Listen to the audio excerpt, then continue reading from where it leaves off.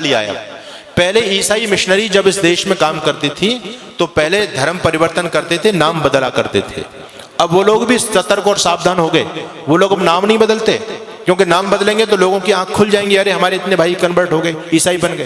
तो नाम वही रखते हैं लेकिन अंदर से धर्म परिवर्तन करा देते हैं, जिससे हम लोग गफलत में सोते रहे। आप लोगों ने छत्तीसगढ़ के मुख्यमंत्री होते थे, नाम था अजीत जोगी। नाम सुनकर के आपको क्या लगता है जी, कौन होगा? अजीत जोगी। आपको लगेगा कि हमारे आदित्यनाथ योगी का ही भाई होगा अजीत जोगी को। नाम हिंदुओं जैसा उस व्यक्ति का, लेकिन व्यक्ति कौन था? ईसाई, पक्का ईसाई। उस व्यक्ति ने सत्ता में रहते रहते लाखों लोगों को कन्वर्ट किया, और जब वो व्यक्ति मर गया तो ईसाई रीति रिवाज के द्वारा उसको दफनाया गया, उसका अंतिम क्रियाकलाप किया गया। मैं आपको बताना चाहता हूं, पंजाब के मुख्यमंत्री होते थे चरणजीत सिंह चन्नी, स्वाफा भी बांधते थे, साफा लगते थे, सरदार जी हैं, लेकिन कौन थे? क्रिश्चियन। यानी हम लोगों को गफलत में रखने के लिए। और मैं कहना चाहता हूं आपसे, एक व्यक्ति है इस देश में जिसको हमारे बहुत सारे भाई बंधु देश का प्रधानमंत्री बनाना चाहते हैं। नाम क्या है जी? राहुल गांधी। ठीक है, हो सकता मेरी बात से लोगों को कुछ मिर्च भी लगे। नाम है राहुल गांधी, लेकिन कौन है? धर्म से बताओ मुझे, क्या धर्म है उस व्यक्ति का? है वो ना मुसलमान ना ईसाई, वो तो वर्ण संकर खिचड़ी है। उसके दादा परदादा कभी मुसलमान थे, फिर उसकी माँ ईसाई थी, वो हिंदू तो है ही नहीं। लेकिन हैरानी की बात यह कि हिंदू उसको प्रधानमंत्री बनाना चाहते हैं। यानी हम जरा भी नहीं सोचते, जब इस ईसाई इस देश की सत्ता को अपने हाथ में लेगा, वो ईसाइयत को बढ़ावा देगा, हिंदुत्व को बढ़ावा देगा। ये सोचने की बात है। हम अपने स्वार्थ में इतने ज्यादा अंधे हो रहे हैं, आज राजनीतिक स्वार्थों में इतने अंधे हो रहे हैं। कोई अगर राजनीतिक पार्टी देश के लिए अच्छा काम भी करे, हमको उसका विरोध जरूर करना है। अभी इस देश की केंद्र सरकार ने एक योजना निकाली, अग्निवीर की योजना निकाली। लोगों के पेट में दर्द हो रहा है, राजनीतिक लोगों के पेट में दर्द हो रहा है, आने वाले भविष्य को नहीं देख पा रहे। मैं आपको आगाह करना चाहता हूं, इस देश में भयंकर गृह युद्ध होने वाला है, टल नहीं सकता, अवश्य में भावी है, रुकेगा नहीं वो। और उसकी उन लोगों ने तैयारी कर रखी है पूरी तरह से। उनका छोटा छोटा बच्चा बम चलाने में, पत्थर फेंकने में, तलवारबाजी में, चैनबाजी में एक्सपर्ट है। उनकी लड़कियां भी एक्सपर्ट हैं। आपके बच्चे क्या जानते हैं? एक ही बच्चा है आपके पास में, उनके 17 वो तो कहते हैं 2-4 मर भी गए, फिर भी हमारे पास 11-15 तो फिर भी बचते हैं। कोई हमको चिंता वाली बात नहीं। उनका बच्चा बच्चा एक्सपर्ट है।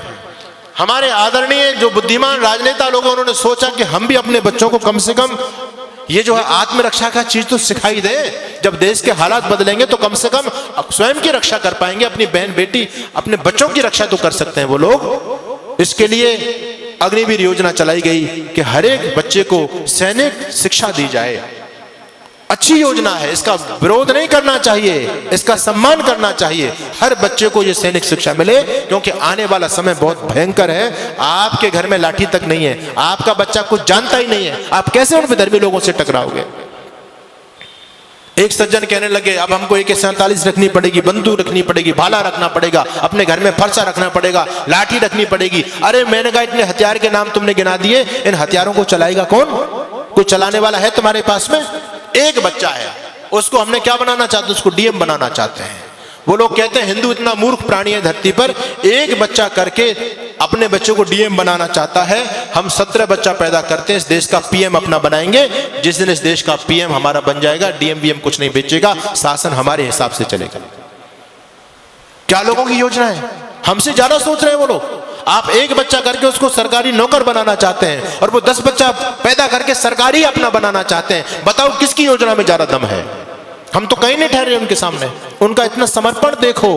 आपको मैं धन्यवाद करूंगा कि आज हमारे नौजवानों की संख्या है, यहाँ बच्चे भी आते हैं, बहुत कम उपस्थिति में आते हैं, लेकिन उनकी मस्जिद के अंदर आप जाकर के देखो कितने नौजवानों की फौज है वहां, क्योंकि वो उस काम को कंपलसरी समझते हैं। हम इस धर्म कर्म को, सत्संग को कंपलसरी नहीं समझते। हम तो ये समझते हैं ये हमारे काम का, बच्चों का क्या काम है इसमें, स्वयं हाथ हिलाते हुए चले आते हैं। लेकिन वो लोग सारे के सारे समर्पित है अपने मिशन के लिए। इसलिए मैं आपके बीच में निवेदन कर रहा हूं, भयंकर आंधियां चलने लगी हैं, ज्वार को पैदा करो। मैं तो एक बात कहता हूं साहब, अब भाईचारे की बात बंद कर दो। अपने वजूद को, अस्तित्व को बचाना चाहते हो तो अब कट्टरता अपने अंदर पैदा करो। हम दुनिया से इसलिए खत्म हो गए, सारी उदारता की ठेकेदारी हम लोगों ने अपने ऊपर ले रखी है। बस तुम भाई भाई चिल्लाते रहे, वो तुमको चारा बना करके चाट गए। बड़ी हैरानी की बात है, आज भी लोगों की आंखें नहीं खुल रही हैं। ये राजनीतिक दल आपस में हम लोगों को लड़ा करके, ये तो नालायक लोग हैं, अपना उल्लू सीधा कर रहे हैं, लेकिन हम भोले भाले भाई आपस में लड़ रहे हैं। उनके षड्यंत्र को नहीं समझ पा रहे हम पूरी तरह से। आप लोगों को अभी उदयपुर में जो हुआ, एक केवल ट्रेलर देखा है, फिल्म चलनी बाकी है। द कश्मीर फाइल आपने देखी है, ये 30 साल पहली घटना है। अगर इसी प्रकार से सोते रहे तो 30 साल बाद देखना गली गली में कश्मीर फाइल चलेगी। अभी उनकी आबादी केवल 25% है सरकारी आंकड़े के हिसाब से, और 25% रहने के बावजूद भी वो आपको सड़कों पर नहीं निकलने देते। रामनवमी का जुलूस नहीं निकाल सकते आप, हनुमान जयंती का जुलूस नहीं निकाल सकते आप। निकालने का प्रयास किया, क्या स्थिति हुई। आपके राजस्थान में बहुत सारे जिले हैं, आप वहां जाकर के देख लीजिए। हम 26 जनवरी 15 अगस्त पर तिरंगा यात्रा नहीं निकाल सकते। अभी वो केवल 25% है, तब आपको सड़क पर नहीं निकलने दे रहे हैं। जिस दिन 40 और 50% हो जाएंगे, आप लोग क्या सोचते हैं कि आपको अपने घर में रहने देंगे? वो संभव ही नहीं है। अपने